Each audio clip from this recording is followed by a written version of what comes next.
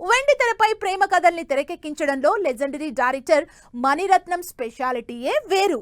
Sensible love stories తో box office దగ్గర sensation create చేసిన ట్రాక్ రికార్డ్ మణి సొంతం.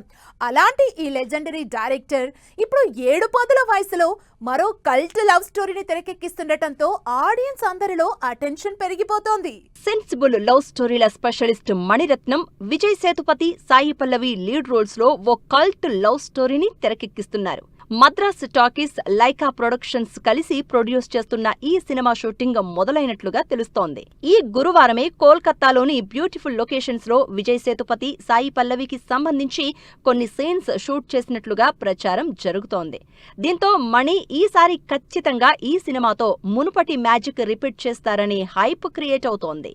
ఇక విజయ్ సేతుపతి నటించిన slum dog 33 temple road cinema త్వరలోనే విడుదల కానుంది. విజయ్ సేతుపతి, సాయి పల్లవి హీరోయిన్ గా తెరకెక్కిస్తోన్న ఈ సినిమా కోసం బిగ్ టార్గెట్ ఫిక్స్ చేసుకున్నారు Mani Ratnam.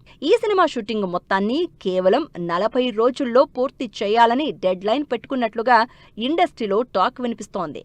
Tug life cinema disaster తో అభిమానుల్ని డిసప్పాయింట్ చేసిన మణిరత్నం ఈ లవ్ స్టోరీతో ఎలాగైనా మెప్పించాలనే పట్టుదలతో ఉన్నారట.